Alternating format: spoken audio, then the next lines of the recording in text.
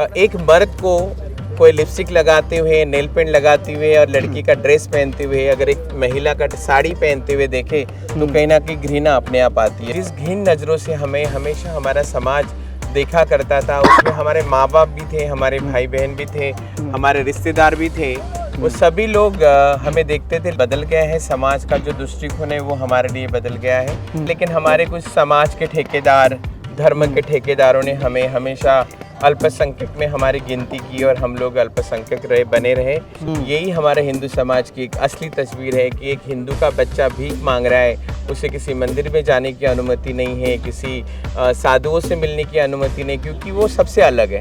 क्योंकि आने वाली जो जनरेशन है वो हमारे जैसे दुख ना झेले, हमारे जैसे माँ बाप से दूर ना रहे, वो अच्छे एजुकेशन ले, अपने पैरों पे खड़ा रहे और फिर अपनी लाइफ को चूज करे, पसंद करे। एक अर्धनारीश्वर शब्द का स्वरूप है कि आधी स्त्री और आधा पुरुष। भगवान शिव का ये स्वरूप होता है और पूरे भारतवर्ष में इनकी पूजा की जाती है। लेकिन वहीं एक तरफ अगर देखा जाए, ये वही भारतवर्ष है जहाँ किन्नरों की उपेक्षा की जाती है। एक तरफ हम जब ट्रेनों में चलते हैं, ट्रैफिक पे रहते हैं, अपनी गाड़ियों के शीशे जो है वो ऊपर कर लेते हैं। अब इस वक्त मैं महाकुंभ यानी कि प्रयागराज में उपस्थित हूँ और मैं अभी किन्नर अखाड़े में आया हुआ हूँ और हमारे साथ माता जी हैं, इनसे हम खास बातचीत करेंगे कि आखिर अभी के समय में किन्नरों को लेकर जो लोग समाज जो सोचती है, इस विषय पे क्या कहना है आपका? जय श्री महाकाल, ओम नमो नारायण। मैं हूँ माँ पवित्रानंदगिरी महामंडलेश्वर जूना अखाड़ा एवं किन्नर अखाड़े की।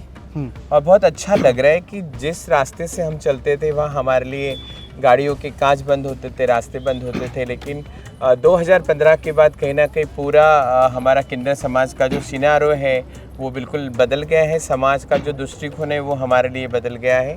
और जिस घृण नज़रों से हमें हमेशा हमारा समाज देखा करता था, उसमें हमारे माँ बाप भी थे, हमारे भाई बहन भी थे, हमारे रिश्तेदार भी थे, वो सभी लोग हमें देखते थे। लेकिन कहीं ना कहीं 2015 के बाद जब हमने हमारी स्व इच्छा से सनातन में हमारा पदार्पण किया और कहीं ना कहीं हमें लगा कि हम तो इसी आंगन के बच्चे हैं, जिस आंगन से हम इतने सालों से टूट चुके थे, जुड़े नहीं थे, लेकिन कहीं ना कहीं इसी देश के वासी होने के नाते, हम हिंदू होने के नाते, सनातनी होने के नाते हमने ये कदम उठाया और 2013 में हमने किन्नर अखाड़े का गठन किया।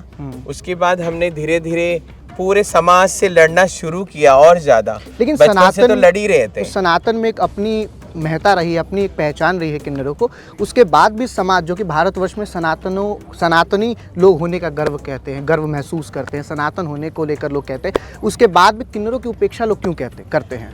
क्योंकि कोई नहीं चाहेगा कि एक अगर मैं अपनी गाँवठी भाषा में या हमारी जो लोकल लैंग्वेज है उसकी भाषा में अगर मैं बात करती हूँ तो हमेशा मुझे लगता है कि एक मर्द को कोई लिपस्टिक लगाते हुए, नेल पेंट लगाते हुए और लड़की का ड्रेस पहनते हुए अगर एक महिला का साड़ी पहनते हुए देखे तो कहीं ना कहीं घृणा अपने आप आती है। वैसे ही मुझे नहीं पता था कि मैं किन्नर हूँ, क्या हूँ, लेकिन मुझे समाज ने बताया। लेकिन माँ, वही लोग हैं ना जो लोग अपने शादियों में बुलाते हैं किन्नरों को, वही लोग हैं जब बच्चे जन्म लेते हैं तब बुलाते हैं किन्नरों को, फिर वही लोग होते हैं जब ट्रैफिक पे चल रहे होते तो अपने शीशे तक ऊपर कर लेते हैं। जरूर किन्नरों का आशीर्वाद के फायदे सब लेते हैं कि उनको घर में बुला के आशीर्वाद लेते हैं, लेकिन किन्नरों को पेट के लिए 2 टाइम का खाना चाहिए तो तब उनके दरवाजे बंद हो जाते हैं। यही तो समाज है, ये हमारी समाज की परिकाष्ठा है। और हमारे समाज में जो हमारे संस्कृति में चलते आ रहा है मुगल जाने के बाद, यही हमारे हिंदू समाज की एक असली तस्वीर है कि एक हिंदू का बच्चा भीख मांग रहा है, उसे किसी मंदिर में जाने की अनुमति नहीं है, किसी साधुओं से मिलने की अनुमति नहीं, क्योंकि वो सबसे अलग है। ये हमसे और तुमसे अलग है। इसीलिए ये सारे आज तक की जो भ्रांति या मिसकंसेप्शन हमारे समाज में थी, यही लोगों की वजह से हमें इतना दुख और दर्द झेलना पड़ा। आज मैं 50 साल की हो चुकी हूँ, लेकिन आज भी मैं उतनी दुखी हूँ, उतनी हमारे घर वालों से, भाई बहनों से वंचित हूँ।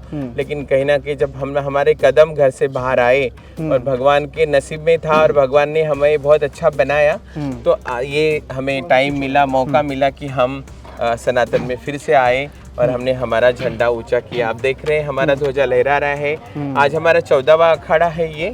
और सिर्फ जूना अखाड़े ने हमारे एक मर्यादा पुरुषोत्तम हरिगिरी महाराज, उन्होंने हमारा हाथ पकड़ा और हमें बच्चा समझ के अपने साथ लेके चले। और आज हमारा ये अखाड़ा स्थापित हुआ है 2025 के महाकुंभ में। किन्नर अखाड़ा जो होता है उसकी क्या मान्यता होती है अपनी? किन्नर अखाड़े की मान्यता तो सभी जानते हैं। हमारा समाज, आप पुराण पढ़ लो, रामायण पढ़ लो, मानस किन्नर पढ़ लो या शिव सभी पुराण जगह पढ़ जिक्र लो, है, लेकिन सभी जगह जिक्र है। लेकिन हमारे कुछ समाज के ठेकेदार, धर्म के ठेकेदारों ने हमें हमेशा अल्पसंख्यक में हमारी गिनती की और हम लोग अल्पसंख्यक रहे, बने रहे। लेकिन कहीं ना कहीं हमारा जो मान है, हमारे नीचे तो साधु संत और मनुष्य आते हैं, हम जो सबसे ऊपर है उपदेवता में आते हैं किन्नर, और ये शिव जी के अंग है, अर्धनारी नटेश्वर है। जैसे शिव और शक्ति पार्वती का मिलन होता है, वैसे ही हमारा नर और नारी का स्वरूप है और इसी स्वरूप के साथ हम जी रहे हैं सालों से। हमारी कितनी पीढ़ियां हैं ऐसी जो अभी हमारे साथ नहीं है, लेकिन उनका सबका आशीर्वाद हमारे साथ है। एक कॉमन क्वेश्चन, बहुत सारे लोग ये भी पूछते हैं कि नागा साधु कैसे बनते हैं। उनसे बातचीत हुई तो उन्होंने अपनी एक प्रक्रिया बताई। वैसे ही अगर कोई किन्नर सन्यासी बनना चाहे या फिर आपके साथ आना चाहे तो उसकी क्या प्रक्रिया है, क्या कुछ उनके लिए करना होगा? उनके लिए जैसे पूरे अखाड़ों में होती है विधि, वैसी हमारे यहाँ भी होता है। विधि क्या है? उनका तिलक होता है, उनको शॉल डाली जाती है, उनको मंत्र उच्चारित किया जाता है, उनका एजुकेशन देखते हैं। मतलब एजुकेशन भी? हाँ, जरूरी है, क्योंकि अगर वो 4 संतों में बैठेगा तो उसको तो कुछ आना चाहिए, धर्म ज्ञान होना चाहिए। तो ऐसी सारी विधि देखने के बाद ही हम उसे उसका संकल्प लेते हैं और उन्हें दीक्षा देते हैं। अभी मैं आसपास था तो कई लोगों ने बताया कि आपको 7 भाषाएं आती हैं और इसके अलावा आप एक वेल एजुकेटेड हैं। मैं बीएससी नर्सिंग हूँ नागपुर मेडिकल कॉलेज से। हाँ। और मैं अमरावती महाराष्ट्र में मेरा एनजीओ चलाती हूँ 24 साल से। मैं मेरे कम्युनिटी के लिए काम करती हूँ और सरकार संन्यास क्यों फिर? संन्यास तो मेरे नसीब में शायद, मैं तो बचपन से सन्यासी थी, लेकिन कहीं ना कहीं हमारे समाज के लिए ही लड़ते लड़ते मैं और डॉक्टर लक्ष्मी नारायण त्रिपाठी जी, हम 20 साल से साथ में हैं।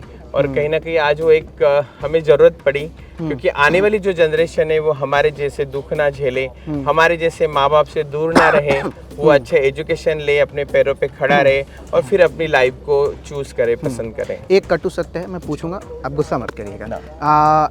जब बाज़ारों में जाते हैं, लोगों से मिलते हैं, लोग ये प्रश्न उठाते हैं, बातचीत करते हैं कि 13 अखाड़े हैं, उन अखाड़ों में शामिल क्यों नहीं किया गया है? नहीं, हम तो 14वां अखाड़ा हमारा है। हाँ। सिर्फ लोगों को गलत फहमियाँ हैं कि हमने विलय सिर्फ इसलिए किया है जुना अखाड़े के साथ, क्योंकि स्नान हम जुना अखाड़े के साथ करेंगे और हमारी पेशवाई जुना अखाड़े के साथ होगी। लेकिन ऐसा कभी होता नहीं है, हम पेशवाई हमारी स्पेशली निकालते हैं, स्नान सिर्फ उनके साथ करते हैं। मान्यता उन लोगों ने भी दे रखा है, उन्होंने दे के रखी है। अगर आज हमें मान्यता नहीं होती तो शायद ये सरकार का, प्रशासन का इतना यहाँ पे ये बड़ी व्यवस्था नहीं होती, इतनी सारी व्यवस्था हमें नहीं मिलती। तो बिल्कुल, अभी आपने सुना, सारे क्वेश्चंस जो हैं, वो डाउट्स जो हैं आपके क्लियर हो गए होंगे। फिलहाल इस वीडियो को लेकर आपकी क्या प्रतिक्रिया है, कमेंट बॉक्स में लिख के जरूर बताइएगा। धन्यवाद। जय श्री महाकाल, ओम नमो नारायण, जय।